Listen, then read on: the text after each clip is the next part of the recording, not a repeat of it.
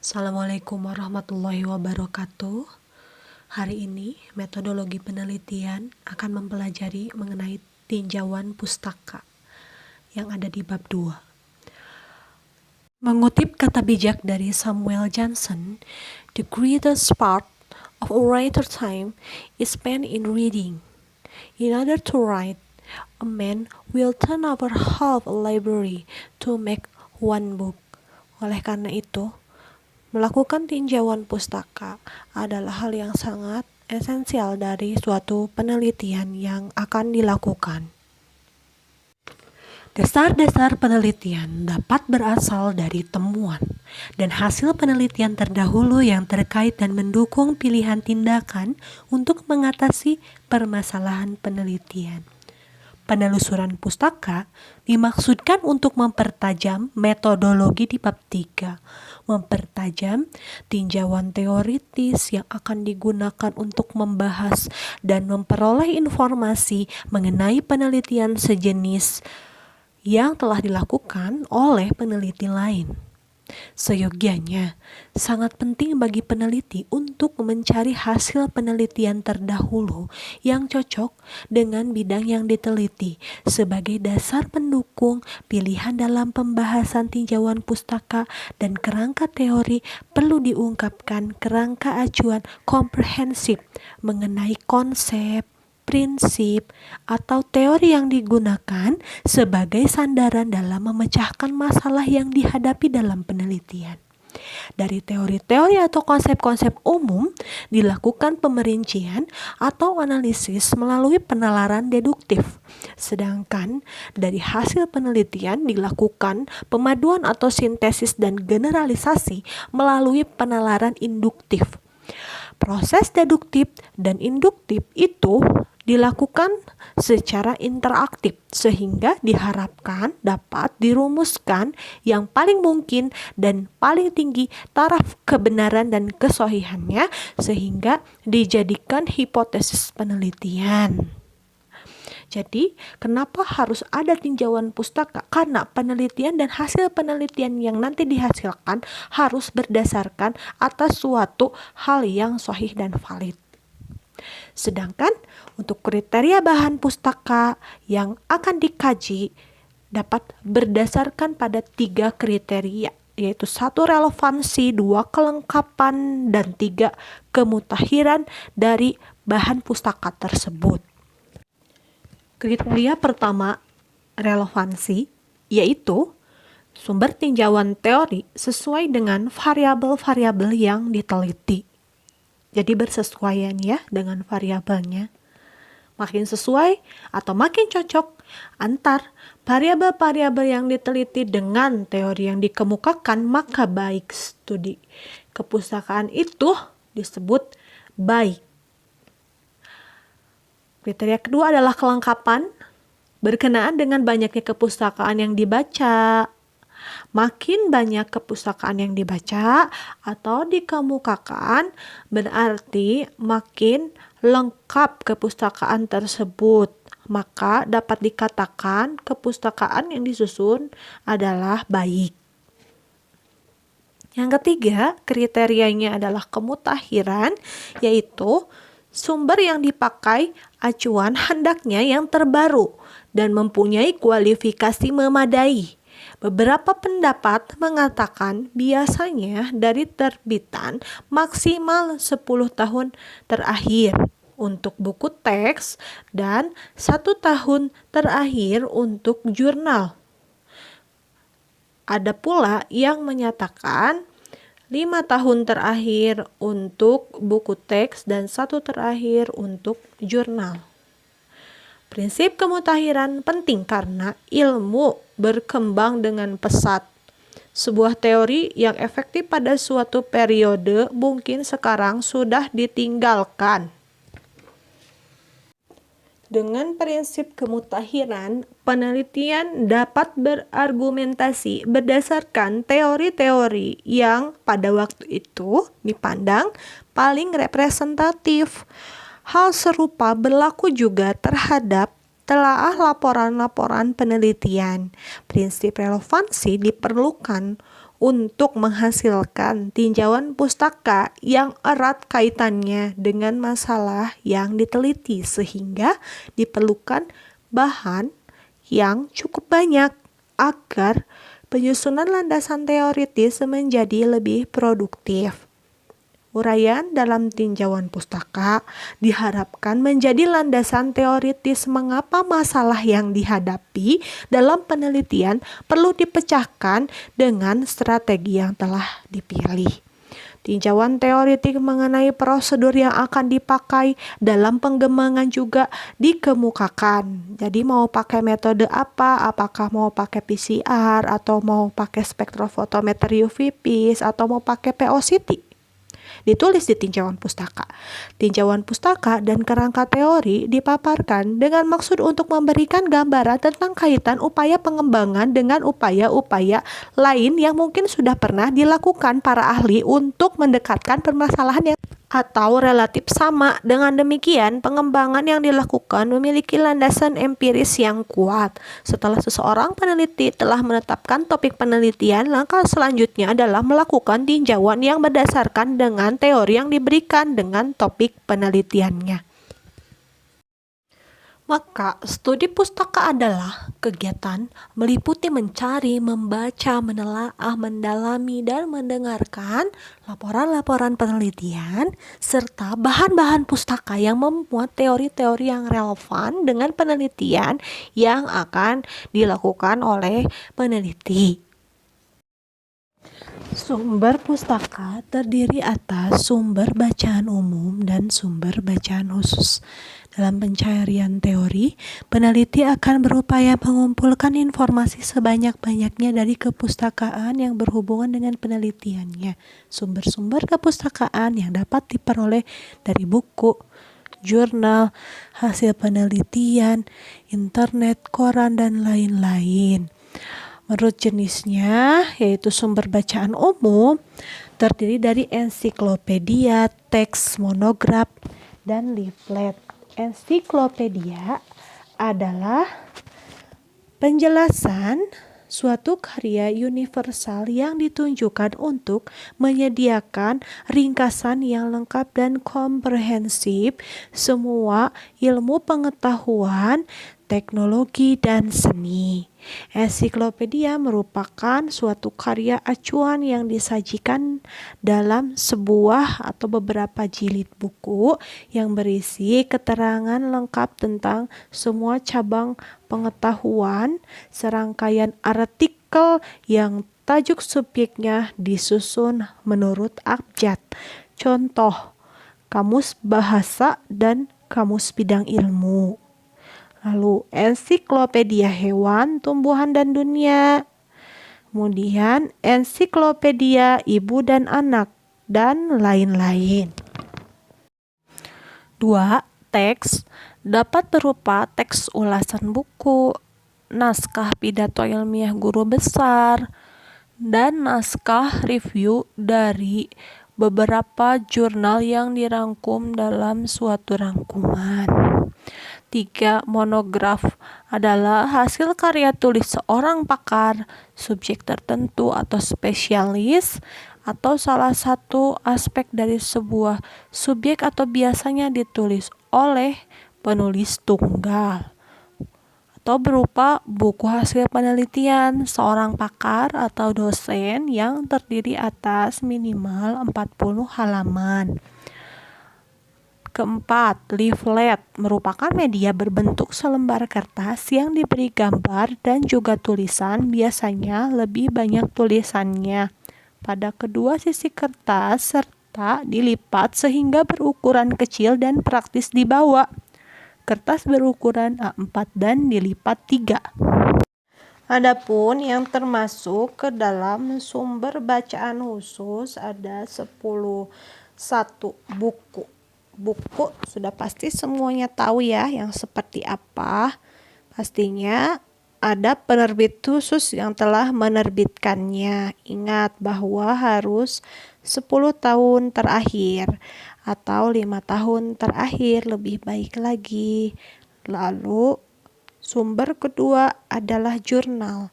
Jurnal ini merupakan hasil penelitian yang telah dipublikasikan di suatu redaksi jurnal yang diterbitkan atau oleh dikti ataupun oleh universitas atau perguruan tinggi.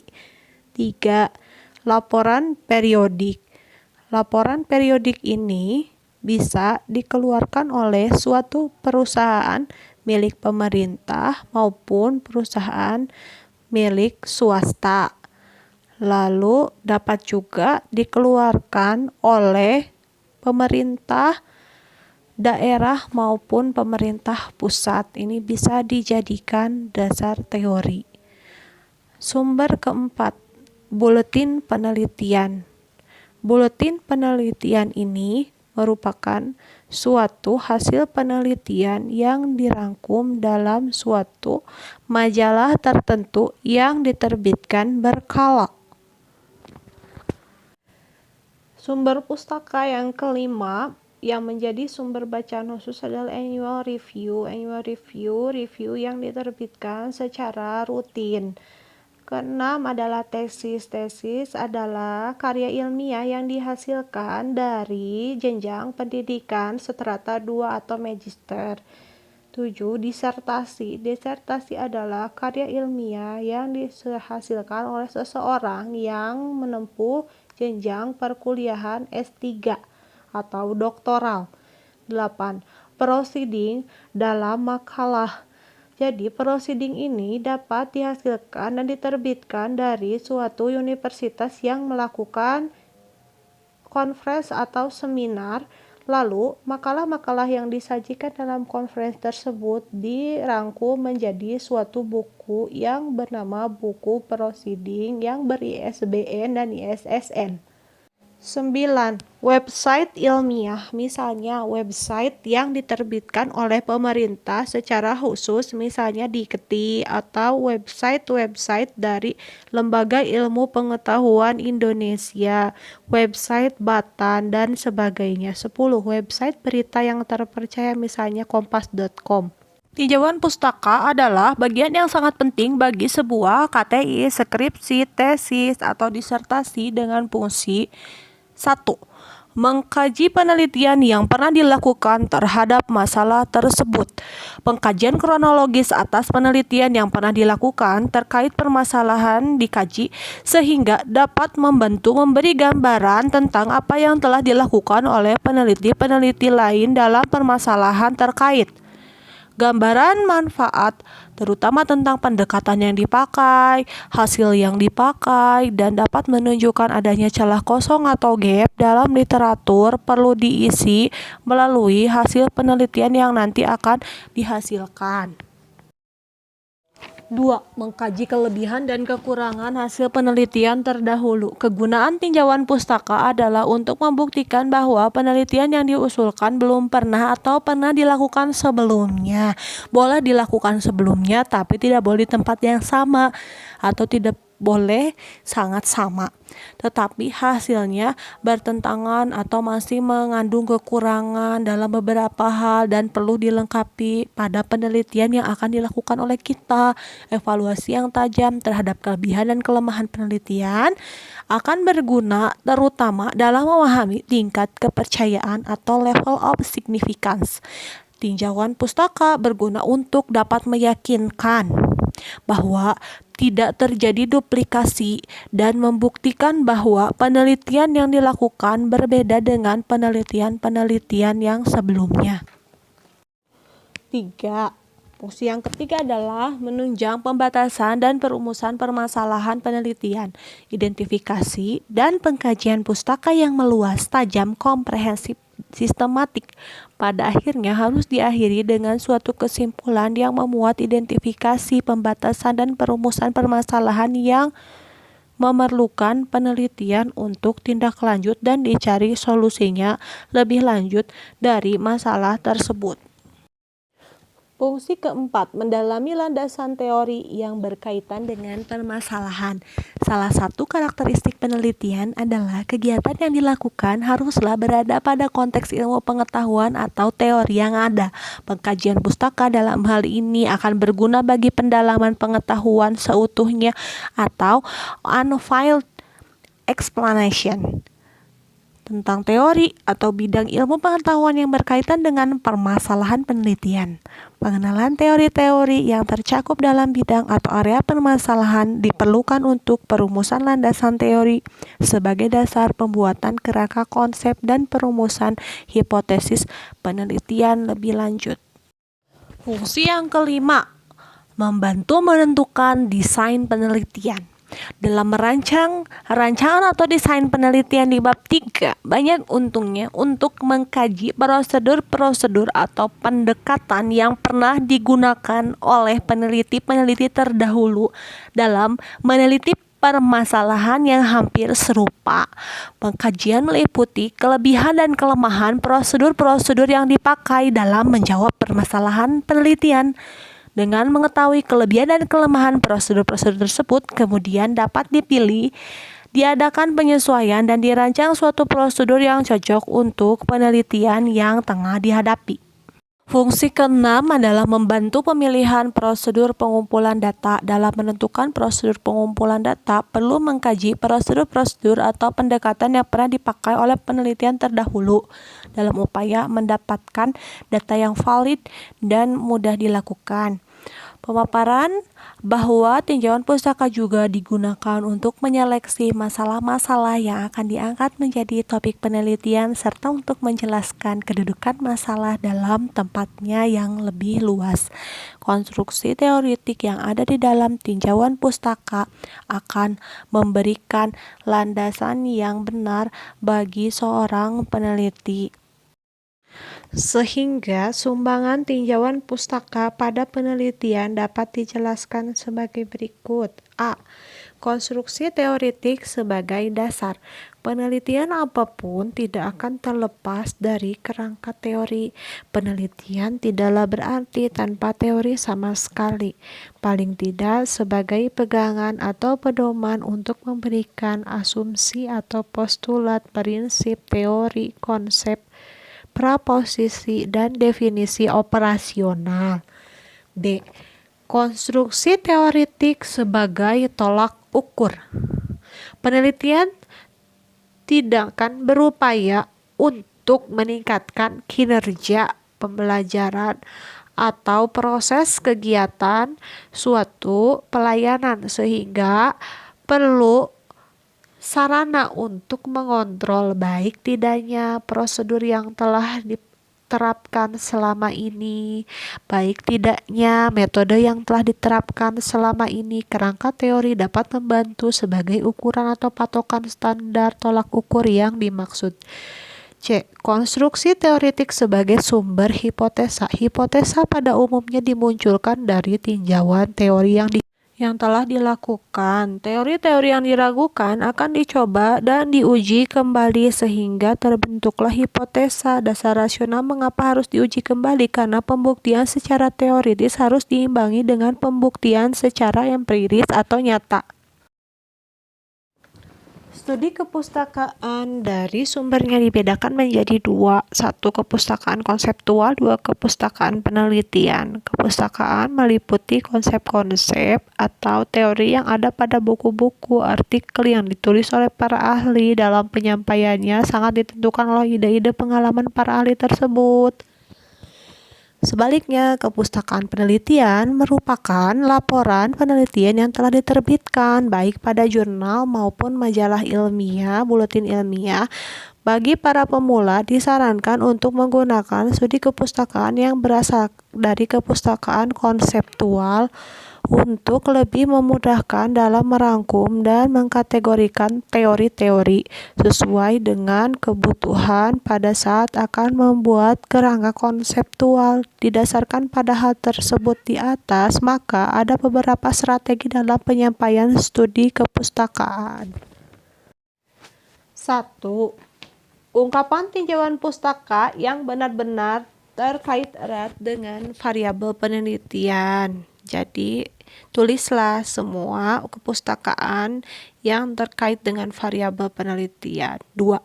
Ungkapan tinjauan pustaka dengan urutan dari mulai paparan variabel bebas sampai dengan variabel terikat, atau ungkapan dari variabel yang cakupannya umum dan luas ke arah variabel yang spesifik.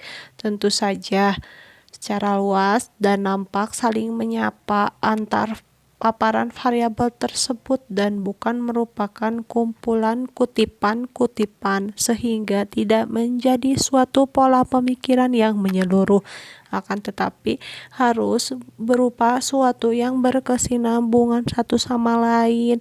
Satu paragraf dan paragraf yang lain sangat selaras, harus diperhatikan hal-hal seperti itu. 3. Dapat diungkapkan hal-hal yang berkaitan dengan karakteristik sampel dan demografinya. Lalu dapat juga disampaikan berupa metode dan prosedur yang digunakan pada saat nanti akan penelitian. Materi berikutnya adalah langkah-langkah membuat tinjauan pustaka. Langkah-langkah umum yang bisa dilakukan dalam menulis tinjauan pustaka adalah 1. Tentukan masalah atau topik. 2. Menelah semua kepustakaan yang berkaitan dengan masalah. 3. Merumuskan masalah penelitian atas dasar konsep. 4. Peneliti mengembangkan kerangka teoritis atau kerangka konsep dan hipotesis. 5. Peneliti menyusun ringkasan. Jadi, yang pertama adalah menentukan masalah dan topik, merupakan bagian yang hendak dimulai dengan pertanyaan masalah apa yang akan Anda cari jawaban atau penyelesaiannya dari literatur. Adanya masalah yang dikemukakan dengan jelas akan memberi arah kepada kita dalam mencari sumber pustaka yang relevan dan juga dalam menulis tinjauan pustaka. Bila tidak diawali dengan masalah yang ingin dicarikan jawabannya, kita cenderung untuk mengambil terlalu banyak dari pustaka padahal mungkin kurang relevan dengan yang kita inginkan. 2. Menelaah semua kepustakaan dan atau penelitian terdahulu yang relevan dengan masalah yang menjadi minat peneliti. Telaah penelitian yang ada mencakup perancangan penelitian, metode sampling, metode pengumpulan data, metode analisis data, dan bagaimana menyajikan hasil penelitian. Namun secara simpelnya yang ditelaah adalah semua yang Anda sebutkan di judul, maka haruslah Anda melakukan telaah kepustakaannya. 3. Kemudian merumuskan masalah penelitian atas dasar konsep yang disesuaikan dengan daerah yang berbeda secara demografis, sosial, budaya, kondisi, dan situasi dari penelitian sebelumnya yang pernah dilakukan. Apakah saat ini masih relevan ataukah tidak? 4. Atas dasar telaah atau kritik tersebut, peneliti mengembangkan kerangka teori atau kerangka konsep serta hipotesis penelitiannya. Apakah mau tetap pada jalur yang sudah ditempuh atau apakah ada perbaikan atau bahkan sama sekali semuanya diubah total.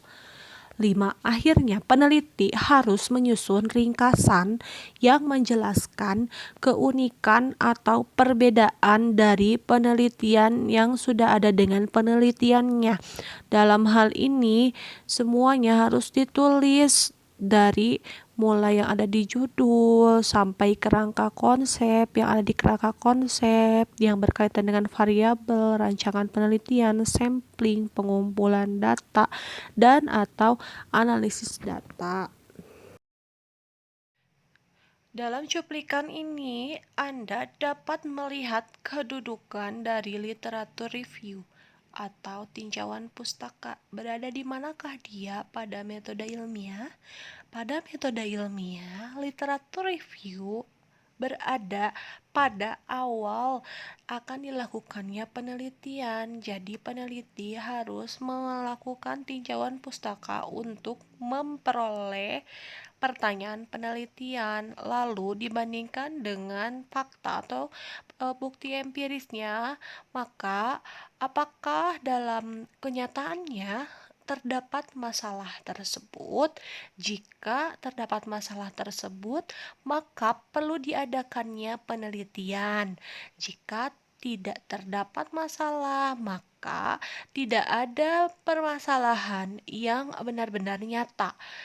Lalu, jika ada masalah pada dunia nyata, maka dilakukan penelitian dan kembali dilakukan literatur review yang lebih berkeseluruhan dan lebih mencakup banyak, sehingga akan diperoleh suatu pengetahuan yang baru. Lalu, bisa juga literatur review tidak dilakukan di awal, tapi permasalahan berangkat dari pure kehidupan nyata yang ada. Lalu baru setelah ditentukan masalahnya dilakukan peninjauan pustaka, penyusunan pustaka, dan studi pustaka secara komprehensif. Jadi, seperti itu ya kedudukan literatur review pada metode ilmiah, bisa ada di awal dan juga ketika di tengah-tengah, dan ada juga hanya di tengah-tengah kalau pertanyaan penelitian hanya berangkat dari kehidupan nyata. Demikianlah pembelajaran mengenai tinjauan pustaka hari ini. Semoga dapat dipahami dan dapat diambil manfaatnya. Assalamualaikum warahmatullahi wabarakatuh.